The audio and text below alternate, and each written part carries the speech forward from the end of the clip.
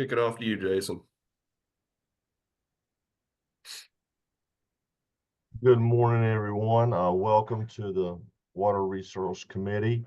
I'm going to go over the agenda. First of all, I'm Jason White. We have a guest presenter, Richard Cockrum, and from the NC Forest Service. He's going to be doing a presentation on management of NC Forest Service and how it relates to water quality. We're going to do the COGS updates on outreach and education. So I'm going to kick it off to you, Richard, and thanks for being here. Hey, thanks for having me. I think someone in the Forest Service may have given this talk sometime in the past, but I'm fairly new to the job, this position, about 18 months. Just a little bit of background on myself. I've been with the Forest Service, soon be hitting my 30-year mark, so I've got some gray hairs, but I've been in the Lenoir area since 2000, and I took over water quality details in about 2017. And then I changed to a different job, more statewide water quality position in 2023 with an office in Morganton, but I do live in Lenoir. So I'm doing quite a bit of work statewide. I was on the other side of the state yesterday, and I hurried on back before the weather concern got me. So I'll share my screen here. Let's see.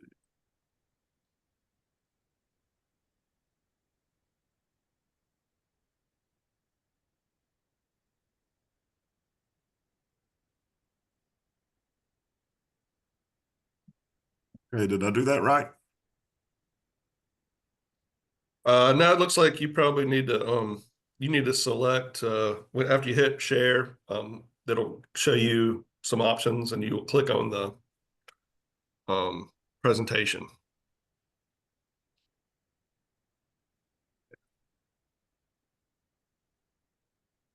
There you go. Does that Yeah. look appropriate? Yeah, that's right. Okay, because I can see my coming up slides on the left, but y'all can't, is that right? Yeah, we can see those. Well,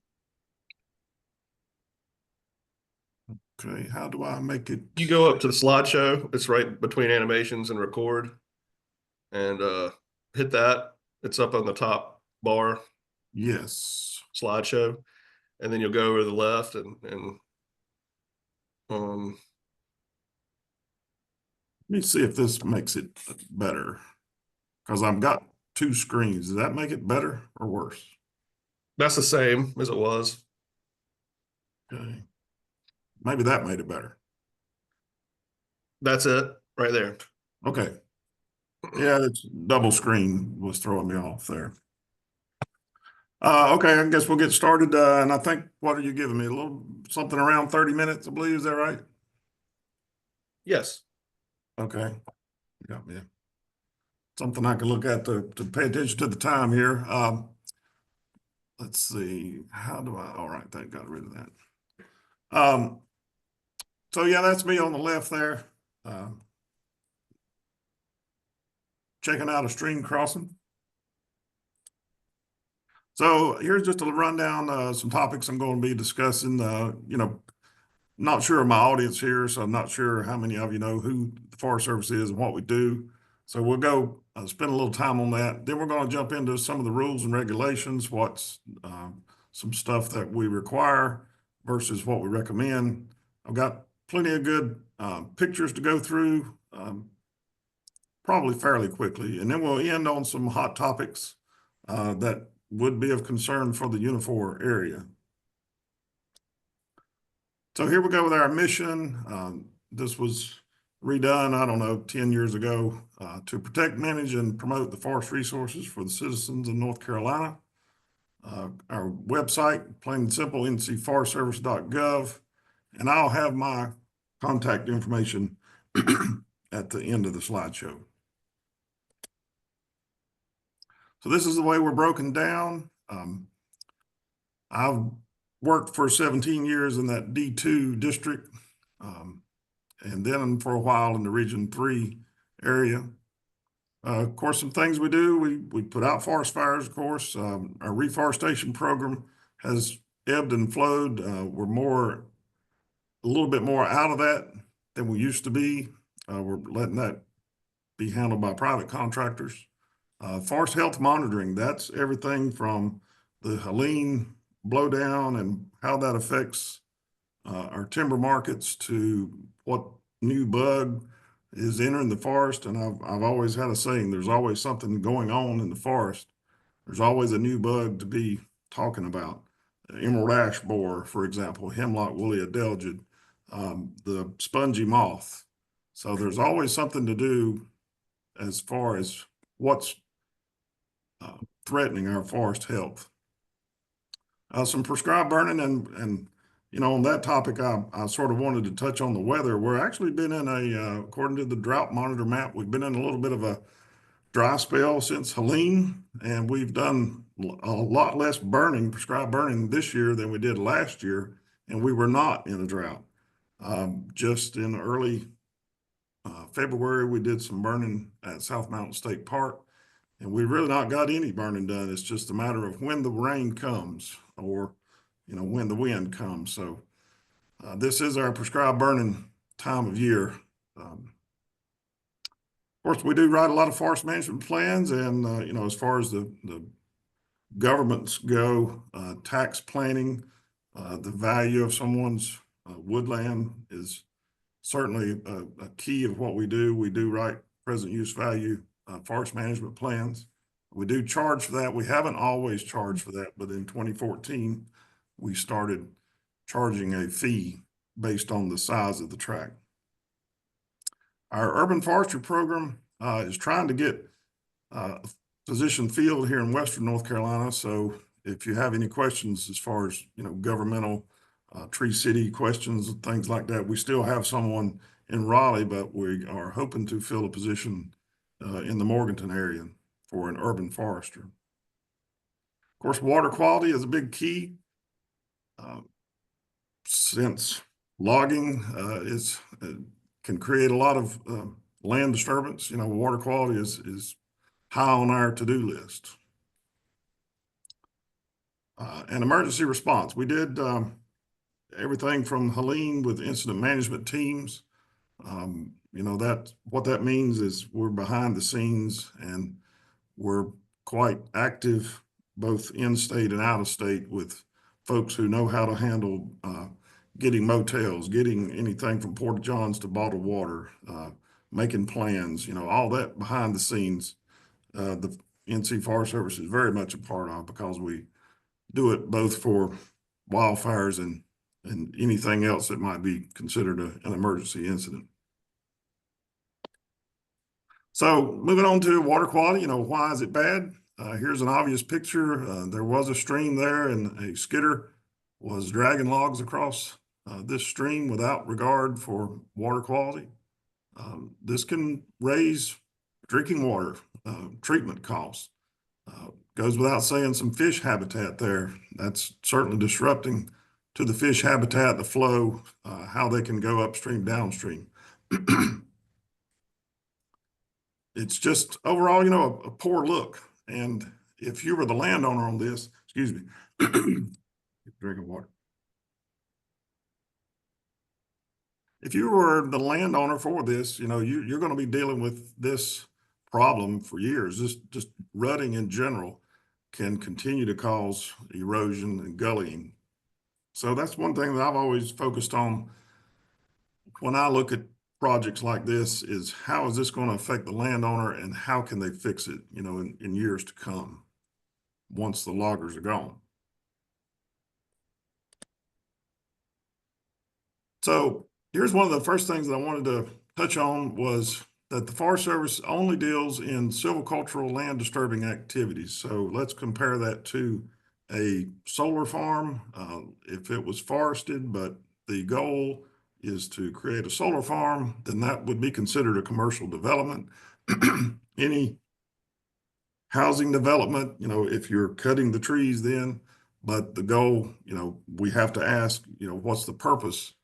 If it is simply put, yeah, we're going to, you know, this has been sold to home builder, that is something that we don't have jurisdiction on. So silviculture is just the practice of forestry.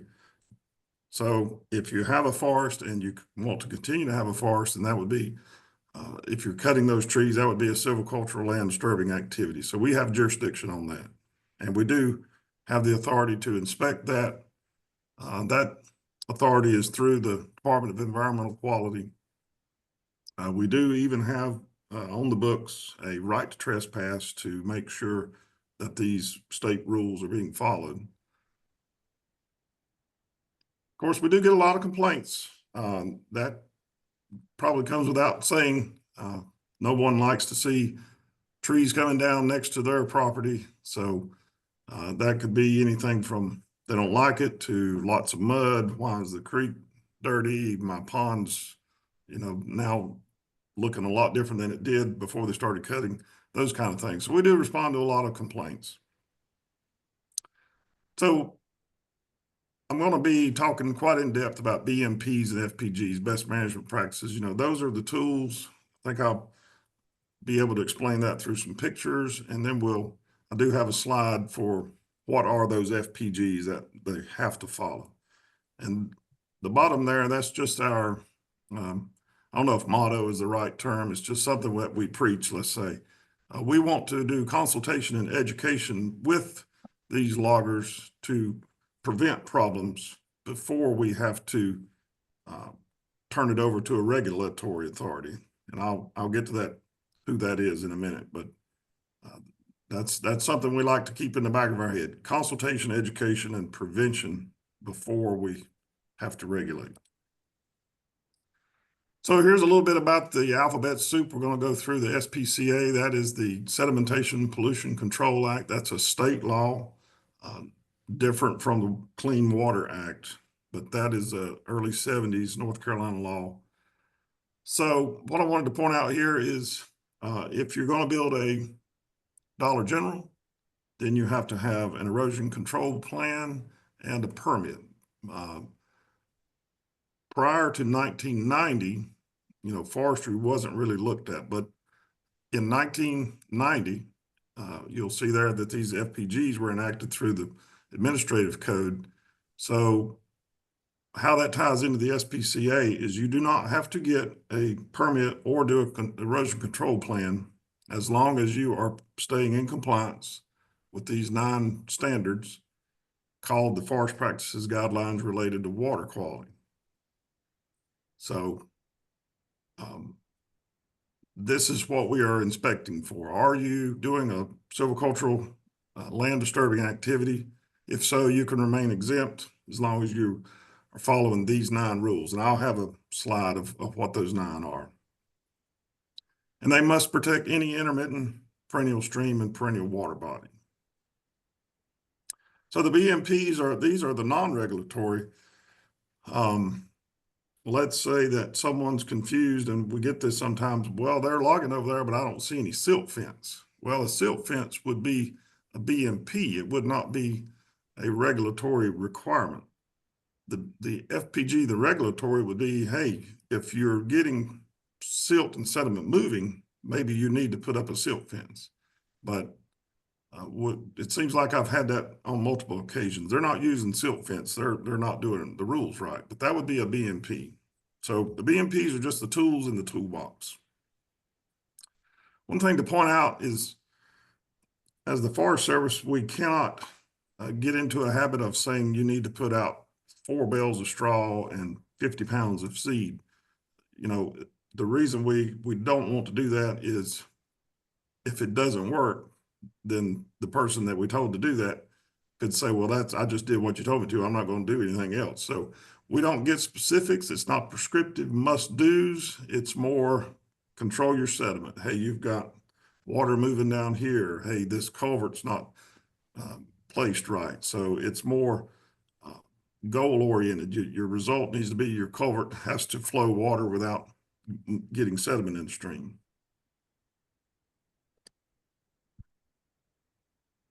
So this on the upper left, this is our newest BMP manual, 2021. That's about almost a 1/2 inch thick manual. So it's got lots of details in it. We do have a pocket guide, and I can get you folks copies of that if you just reach out. We have several there at my office in Morganton. It's very good manual. So, you know, even when we are doing a logging job, they may appear messy to the untrained eye. What can we do to make, you know, things look better? Streamside management zones is one of the very first things that pop out. I'm going to spend some time on the brush on the skid trails and bridge mats. But it's also can be how you do it. So say, for example, if it's, you know, last week's rain, I sent out an email to our cooperators advising them to pay attention to the weather. We've got this much rain in the forecast, and that gives them a heads up of, okay, we were going to build roads Monday, but maybe we should delay that. So pre-planning, pre-harvest planning, and we do have a pre-harvest planning tool on our website that anyone can access, and that lets folks know where streams are or where the topography is, or even, you know, what I call, let's zoom out. If you look at something on the ground, but you go back to the office and you zoom out, you can tell where someone's pond is, or maybe a road that you weren't familiar with.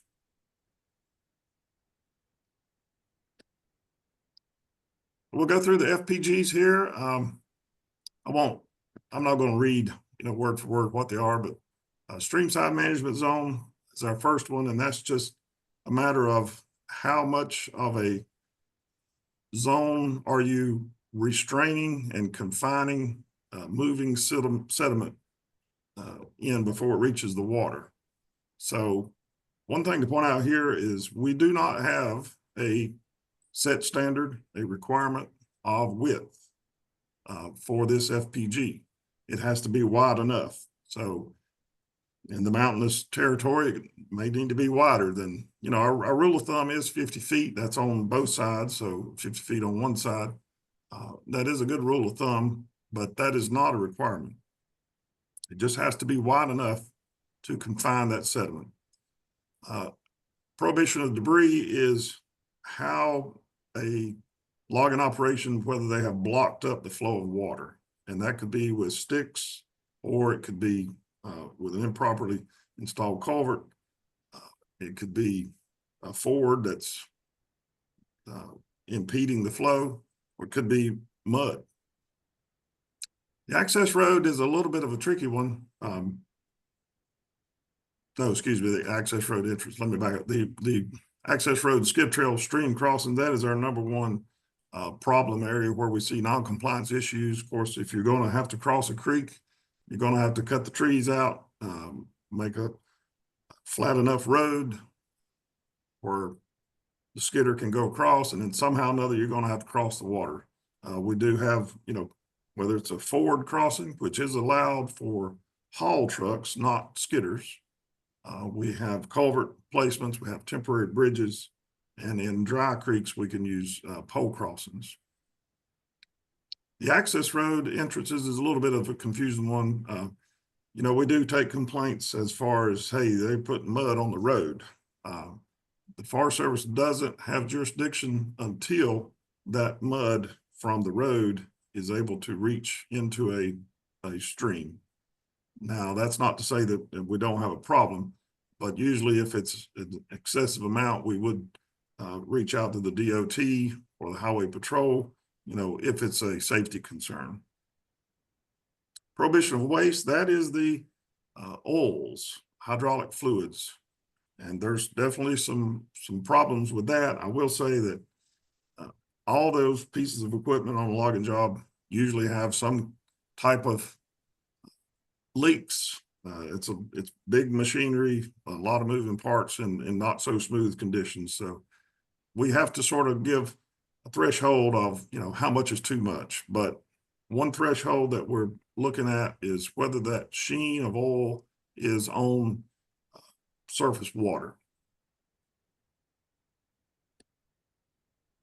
A couple of easy ones here. Pesticides, that goes to the Department of Agriculture. a pesticide division if pesticides were not applied properly into the water. And fertilizer is the same way. That becomes a water resources referral if fertilizers were not applied appropriate. Perennial stream temperature wouldn't affect much here in the western Piedmont foothills. That's more of a flat ground problem where water isn't moving fast. So if too many trees are cut, exposing the stream now to sunlight, and it raises the temperature, I think, by 1 degree, then they may have to do some mitigation with planting some trees. And rehab is just how the job has been closed out and whether there is the potential to have a non-compliance issue. So all of those 9 are very well explained. As you see here on the lower right, the Forest Service leaflet online, the water quality #1 forestry leaflet is very well written, easy to understand what all those 9 are, because I went through them fairly quickly. Then we have a couple of other ones that are general statutes, misdemeanor issues. And that is plain and simply whether a waterway has been obstructed. You know, just think about whether it's backing up and ponding something. That's where that would apply.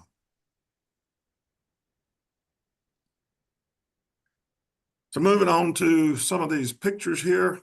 This is a really good example of a good logging job. One thing that sticks out to me is they didn't cross that SMZ you see there, the little Y-shaped tree area. That would be the SMZ, what we refer to that as. So they didn't cross that. They went around it. That's something that's a BMP. Try to avoid using multiple crossings. And if you can avoid crossing at all by going around the head of a stream, then you're doing a BMP.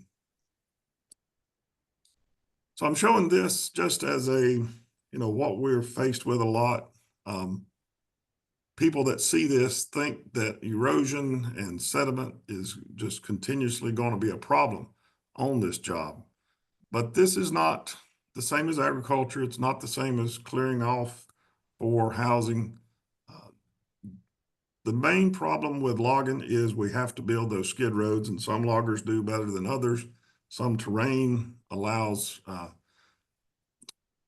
little less logging skid trails, but so this picture is hopefully showing what we usually rebut that argument with is this is just the roads here that are bare. There's a lot of slash material.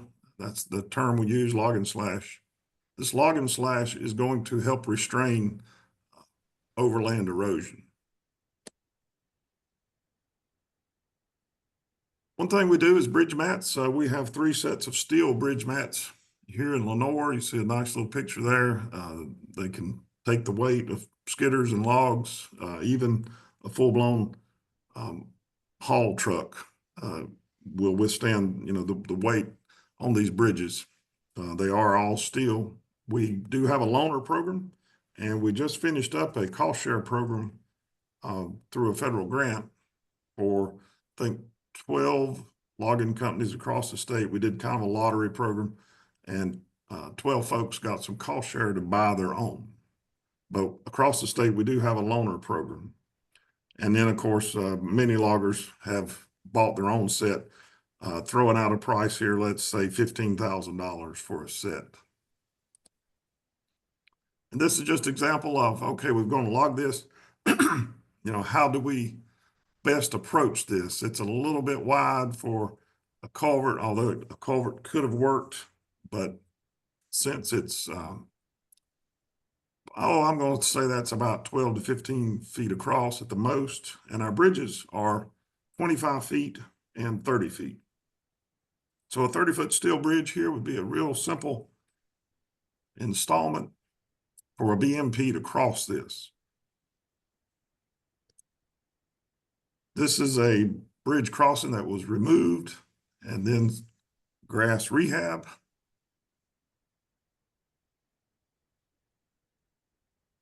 Switching a little bit to skidder trails and all this slash. And believe it or not, even some people think to call this a mess. But what we're looking at is if it's not bare ground, then that's what the forestry community wants. Covered up ground is ground that's not going to erode. So you see all this slash leading to that stream crossing is a good thing. This is a picture of an SMZ that would be left. What we're looking at is that stream temperature, how much shade is still there post-harvest, and whether or not the equipment went into that SMZ zone and disturbed new ground. But this one looks like it was pretty well untouched, but you know, with the timber size being what you see there, it's always a good BMP to not go after small potatoes, we'll call it. Here's a good BMP of a water bar on the upper left, and then a broad-based dip. Pretty straightforward, just a way to slow the spread of that water off of these hard-packed roads. Broad-based dip with a little bit of a sediment trap on the outlet of that. Here's some stabilization. This may have been a culvert or maybe not, could have been a bridge. Looks like it might have been a culvert because there's probably a lot of bare ground right there near the water. So that's something that we look at is we like to see these active jobs and inspect them so that we can get them stabilized. Just another good way of using this slash, and I think it's hard for the mountain loggers or Western Piedmont loggers to do this, but if they can find this junk timber, this junk pulpwood to lay down on for a road surface, they're going to avoid a lot of rutting problems. And that helps long-term for the landowner. This will all decay. It'll look nice. It won't cause an erosion problem. Here's a haul road entrance, a full semi tractor trailer across this creek.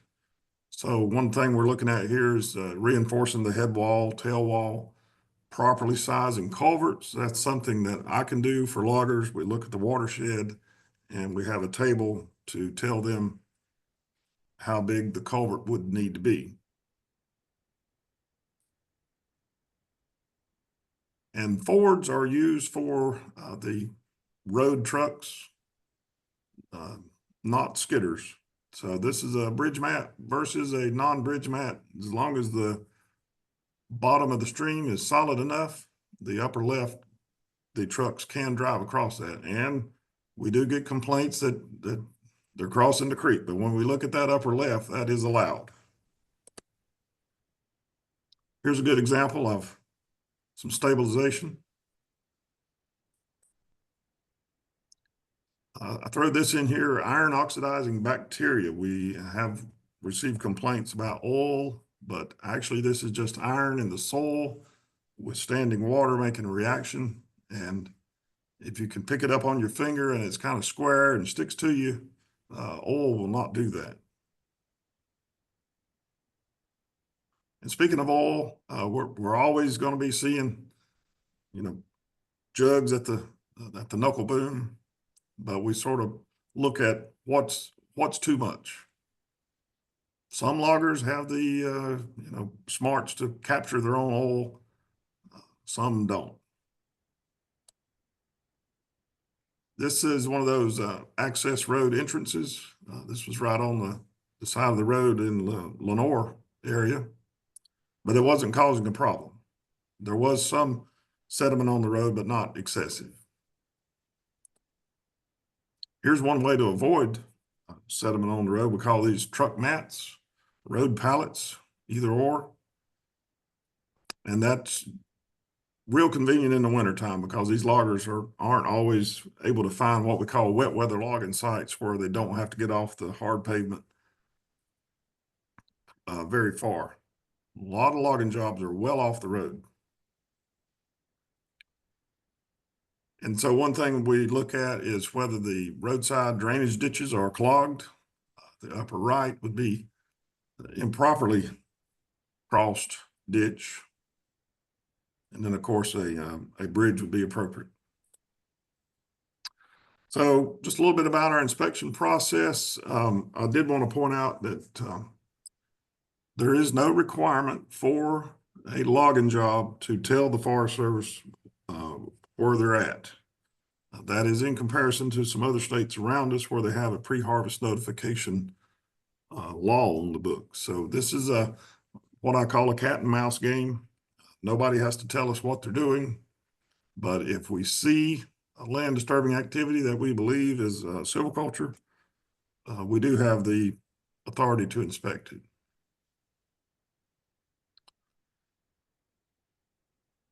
So moving down there to the bottom, I guess in a nutshell, if we inspect a job and it's out of compliance, we can write a letter, tell them, hey, we noticed this and your access road is out of compliance, you're getting sediment in the creek. We will give them some time to work on that to fix it. Fast forward, if no one is cooperating with us, we are not the enforcement agency for sediment in the creek. That would be Demler with the Department of Environmental Quality, the land resources folks. We do have to refer that to those folks for enforcement. However, the general statute that I talked about with the blocking of the ditches or the streams, that falls under our Forest Service law enforcement. We do surveys across the state to see how good we're doing and whether these BMPs are functioning. And of course, any BMP is a good BMP, and our results are quite good. I think in the upper 80% compliance rate.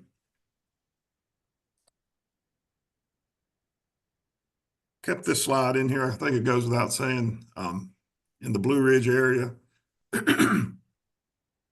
the narrower your SMZ width, the more probability of risk you're going to have.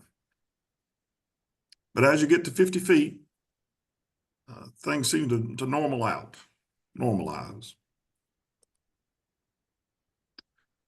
Okay, so moving on to a little bit of the hot topics, I guess. The right to practice forestry laws, some of you may be familiar with this. It is a law that prohibits local governments from adopting ordinances that limit bona fide forestry activities. I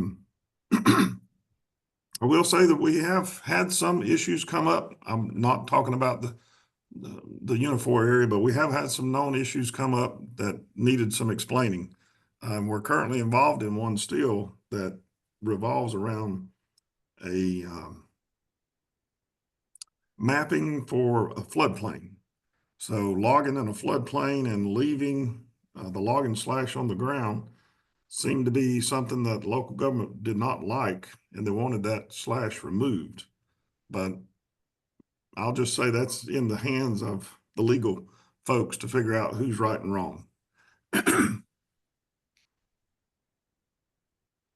So the PUV program, you do have the right to practice forestry if you are in that PUV program or have a forest management plan.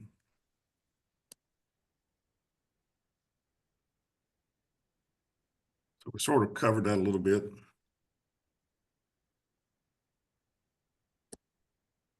Moving on to the buffer rules, and I wanted to close that. I've got just a short amount of time here with the buffer rules. We do have a buffer rule in the Unifor area, that is the Catawba buffer rule. Again, going back to our website and those forestry leaflets, we have some really good handouts that explain it in detail, like zone 1, zone 2, zone 3, what can you cut, what can't you not. So I wanted to point out the Catawba buffer rule is different than some of these other ones because it is only the Catawba River that is applicable. So I have it went somewhere. I had a picture of, and I guess it's still in here, but a logging job over in Glen Alpine that was on the Catawba River, and they were within the buffer rule requirement. So pretty much in a nutshell, you shouldn't cut anything in the first 10 unless it's really high value. You should leave trees with exposed roots. Let's see. But beyond the 30 feet, you can pretty much have business as normal, you know, with the forestry operation, as long as you're not getting sediment through the remaining 30 feet. So I encourage you to look that over. Maybe some of you are familiar with this rule or not, but this would be, you know, forestry operations that are on the Catawba River, not Johns River, not Kelsey's Creek, nothing like that. So the other rules in other parts of the state cover all those creeks. And so what's happening is, I'll move on from that one. This would be something that the buffer rule wants to see, is just leaving that SMZ intact.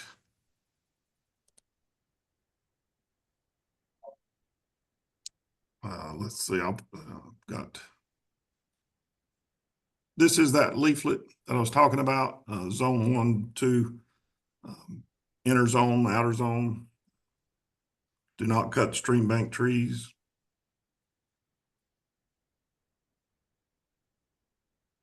So the buffer rule that's coming down the pipe is called the High Rock Lake Watershed Buffer Rule. It's currently being worked on. I was involved in the first public meeting in September of 2022. I've been involved in the advisory group for the buffer rule portion. And that's all being spearheaded by the Division of Water Resources. I would say it's probably been a little bit slow here lately as far as what details have been coming out. If you just do a Google search for the High Rock Lake Watershed, you should be able to get to a DEQ website that will give you the phase 1 report that came out before Christmas, I believe it was. So there is a phase 1 report out. We're going to get back together, and the advisory group's going to tackle a few more issues. One of the issues that I came up with is, you know, the more further west you go in North Carolina, the more water you're going to have. The more terrain you're going to have, the more issues you're going to have with some of these strict rules. For example, you're not supposed to put a logging deck within the 50 foot that exists in some of these other rules. So that becomes pretty difficult in places. Caldwell County, a good example.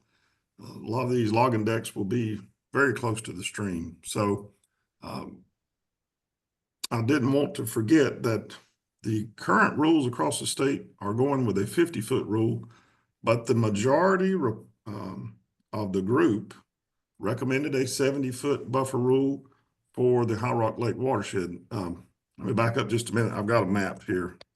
This is the High Rock Lake watershed and how it affects the Western Piedmont.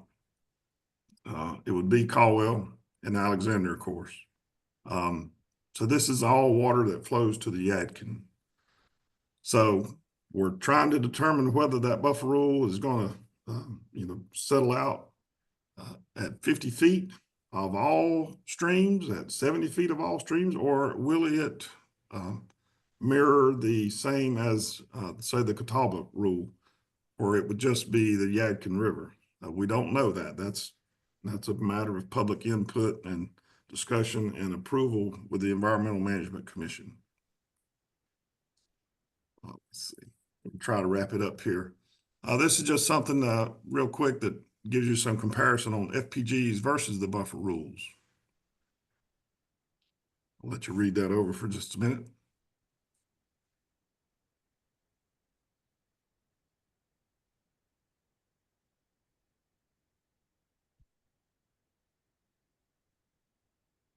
It does have to be on a map. That is the big deal. If we can find it on a map, that's one of the first things that has to happen. It has to be a documented stream on a map.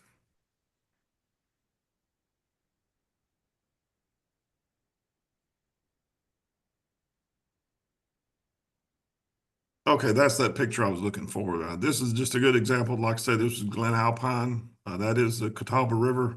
And this was a reputable logging company, reputable timber buyer. And they pretty much left an uncut I would call that 50-foot buffer on the Catawba River. So that phase one final report by the steering committee, that's available online. As you can see here, this is the folks that was a part of that advisory group. And that's just for the buffer group. There was stormwater group, there was agriculture group, several groups, or well, maybe one more. Not a lot of folks on here, so we're still in the works for this buffer rule. But I figured that would be a hot topic since that's going to cover parts of Caldwell and Alexander. And, you know, I don't know, maybe that's somewhere someone has a question. I'm not sure. But there's my information. Like I say, I'm local here to Lenoir. I'll be glad to answer any questions y'all have.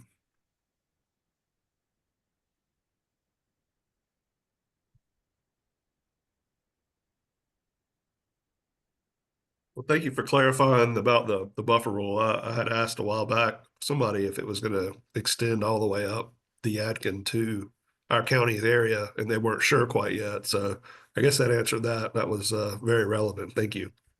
Yeah, you know, we had some discussion as to, of course, the headwater of the Yadkin is just under Blowing Rock. And then there was some gray area. Do we not count from Kerr Scott Reservoir upstream and just start that downstream? It appears that the consensus would be to start it at Blowing Rock, so it would be all of it. But again, like I say, this has been a process. It's probably, I feel like it's slowed down quite a bit. And, you know, they were in this same process, I'm sure, with the Catawba, and not sure where it was going to end. And surprisingly, it ended quite a bit different than the rest of the rules across the state.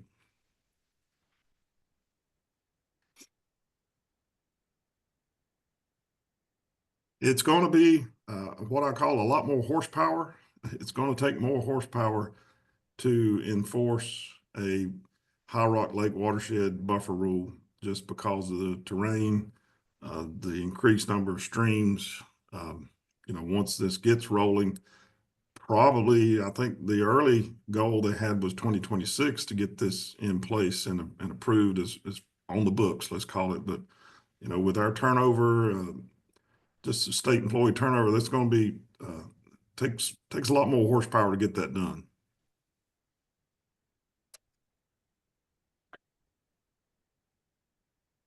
Richard, this is Jason White, City of Hickory. I have a question about, you say you're in the D2 division, which includes Watauga and Avery. Do you have any different requirements for the trout streams, the trout waters? Now that's a good question. There is no change in the FPG rules for trout streams. The only caveat I'll give to that is there are some Division of Water Resources turbidity rules. If you go above a certain turbidity level in a trout stream, then you got a problem. But you know, that's their rules and not mine. But the FPGs do not separate out trout waters.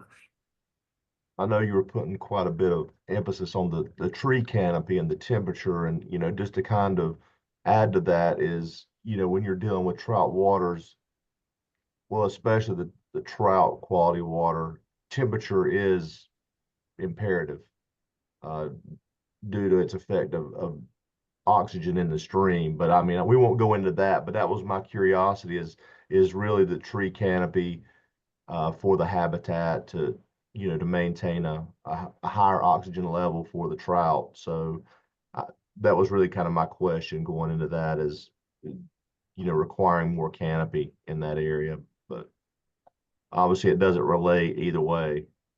Right. I mean, when we have an FPG for stream temperature, there is the understanding that the timber can still be cut, but the understory that would not typically be harvested would still count as retaining some shade. So, you know, hopefully, I guess in the perfect world, we're still cutting streams in the mountains. They're not really getting too close, but there are some form of vegetation still remaining close to those trout streams.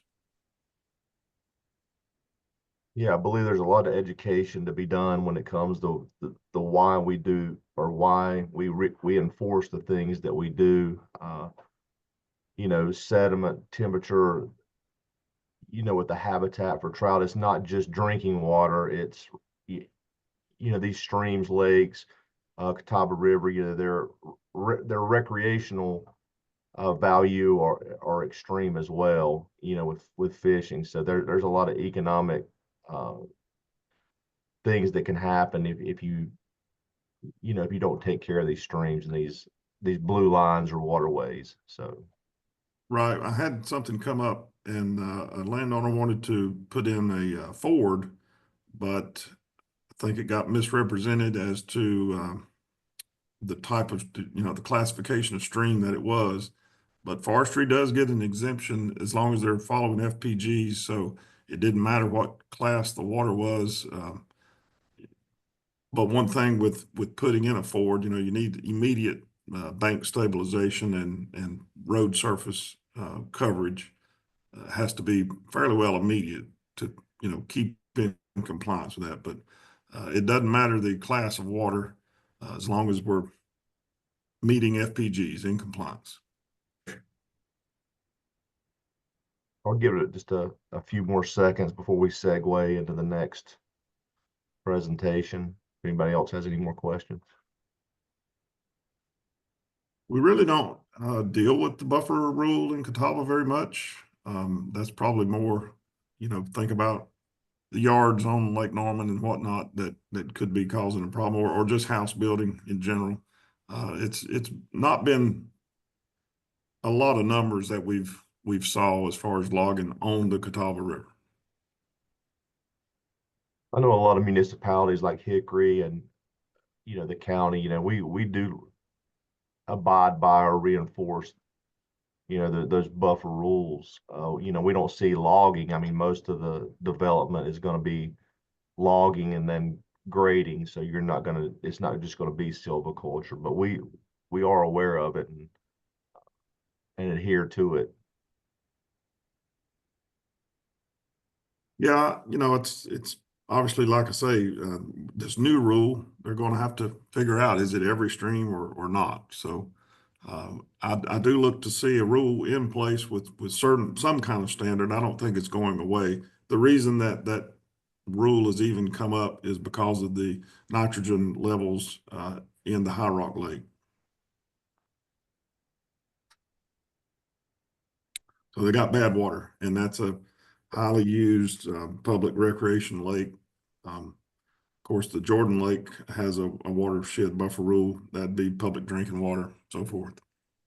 But not to get too deep in the subject, but the nitrogen is not necessarily from the sediment, it's more from agriculture, correct? Well, yeah, that's what we would stand, on our stump speech would be that forestry is good. The more forest you have, the better your drinking water is. And so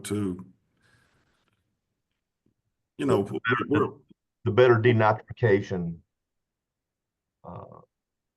you have with forestry to well, and we're also saying, we have rules in place and we're monitoring those that we know about. And of course, we have a few tricks up our sleeve to find logging jobs, whether it's word of mouth or Yeah. follow an empty truck. But yeah, well, I think that's what we're hanging our hat on is we have rules that loggers have to follow.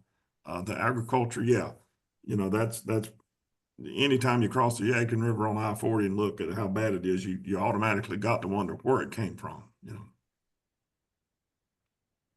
We appreciate that. Any last questions? I'll step back.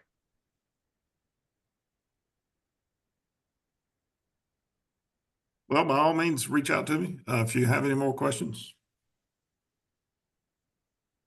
Well, we appreciate it, Richard. Thank you. That was a great presentation. We'll segue over. I want to introduce Carolina from the COG. She's the Education Outreach representative, and Haley also with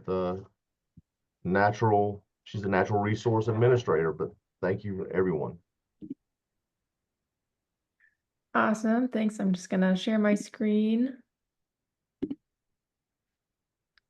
All right. Can everyone see that now? All right. So Yeah, thank you, Mr. Cockrum and Jason. I'm the Environmental Education and Outreach Coordinator, if you haven't met me yet. Wanted to share just a few updates of what I've been doing since the last meeting.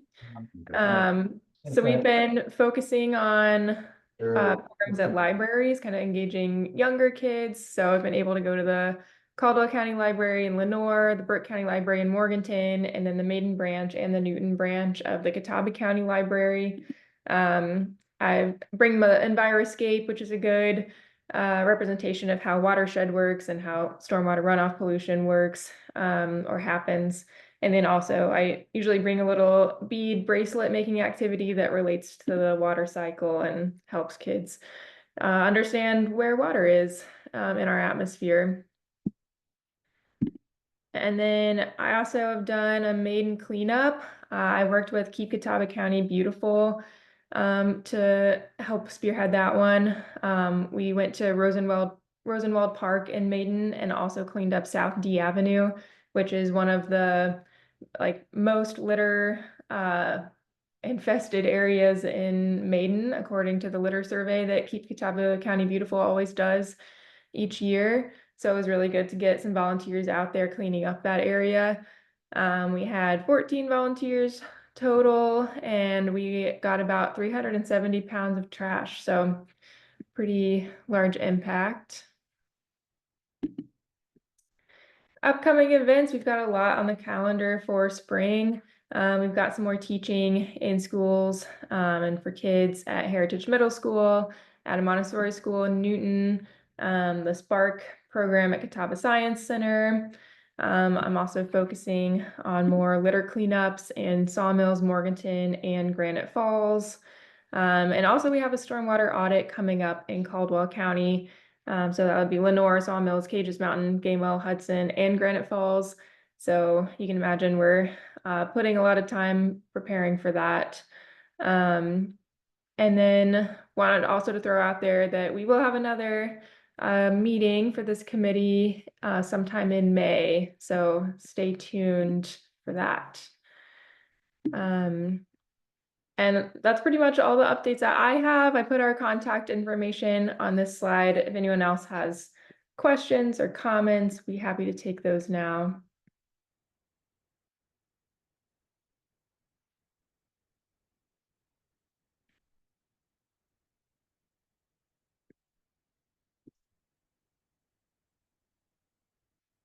All right, well, Jason, anything else you wanted to say, or should we go ahead and close it out? Well, that's it. I say we close it out. Just want to thank everybody for coming. I thank you, Richard, for your presentation, and Haley and the COG for what you do. And I look forward to seeing everyone back in May. Thank you.